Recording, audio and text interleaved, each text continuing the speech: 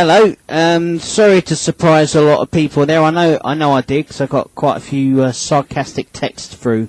It started off well, because it was all loud and that, and then from the third song onwards, it started to get quiet. So sorry for surprising a lot of people there. I'm not really in a very head-banging mood, considering this show's all about head-banging. But I'm sure Jurij will take over in a minute with some really, headachy, head-banging stuff. I've got an idea what to put on for the first song, to kick the blood pressure. Yeah. So in case you're like, just thinking, cool, we're hearing some chilled out music here.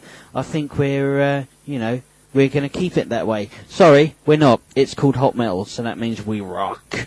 So that was Pete Rock for this week. Def Leppard, we started off with Only the Good Die Young from the current album Songs from the Sparkle Lounge. I hear Come On, Come On did pretty well in the singles charts, but it's considering it's the UK charts, I'm not really all that bothered about that. I'm more concerned about rock charts.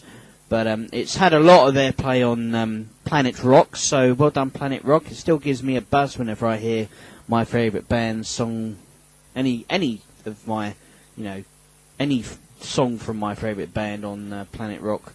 So that's obviously my favourite band. So my feature has to start with my favourite band, I'm afraid. Def Leppard, Only the Good Die Young, from the new album Songs from the Sparkle Lounge. If you haven't got it yet, go out and buy it, because it is absolutely brilliant. It's I wouldn't say it's as good as Hysteria, but it definitely takes on my second favourite album from Def Leppard, which is Adrenalize.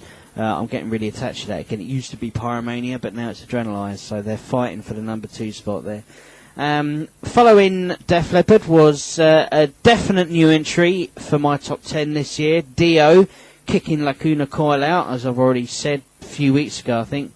And we played you another song with the magnificent Vivian Campbell on guitars from the Holy Diver album from 1983, Rainbow in the Dark. Now, it's got nothing to do with Rainbow. I know Dio was frontman for Rainbow for a little while, but actually he took Jim Bain, former Rainbow bass guitar player, to form his band. Yes, exactly. And I think Jimmy Bain did bail out of the band for a little while, didn't he? But then he came back for a couple of albums later on in the career. True. So I'm not too sure about the group lineup yet, because I'm still just getting into Dio. But yeah, Vivian Campbell, totally brilliant guitarist who now plays for Def Leppard, obviously. So I wonder if Dio's actually thinking about doing a kind of a reunion tour with the original band lineup.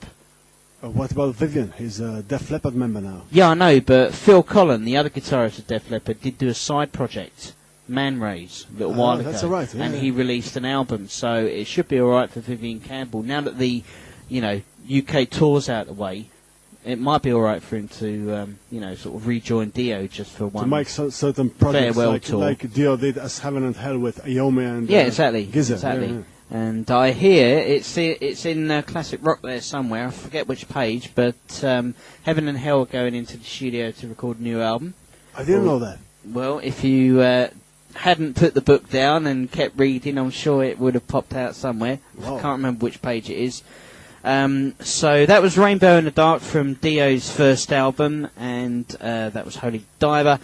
Following on from that was a band that's fighting to keep their position in the top 10, Him, and the Sacrament from 2003's Love Metal album. I wanted to play that one because I really like Burton's keyboard playing at the beginning of the song there, and the video is quite good too. So unless somebody else comes along who wants to get in the top 10, I think Him are actually going to remain in my top 10, because Dio is the only definite new entry I've got in the top 10. So any Lacuna Coil fans out there, sorry, you're not going to have them in the top 10 this year, but keep listening. November is on its way, and Kempson's Countdown 2008 is going to be huge this year.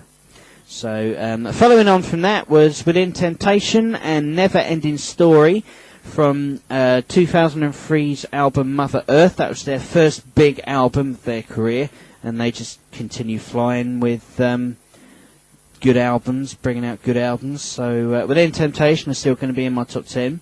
And the last one, people know that in Pete Rock I always feature stuff from my top 10, from my 5 of my top 10 favourite bands. And what I did was I actually cheated a little bit because I played Aldin Dragonfly and Caught in a Web from the new album Offerings, right? Now, the connection with one of my top 10 bands at the moment is last year's new entry, which went in at number 8, Mostly Autumn, who have released a new album, which I played last week. And the lead singer of that, Heather Finley, and former Within Temptation, where'd that come from? Former Mostly Autumn keyboardist and singer Angela Gordon. That's actually their side project. So Heather's kind of bailed out of Mostly Autumn for now to do a side project with former member of the band Angela Gordon to release Web, and I thought I'd play that, and I think that was alright. Bit of progressive rock there for you.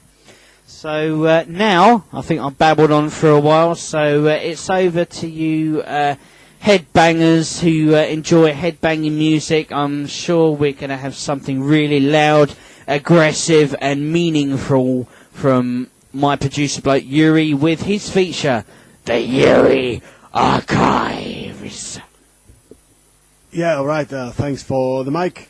You will hear firstly the band that time forgot, actually, from the mid-80s, Manowar. From the Hail to England album, I have chosen Army of the Immortals.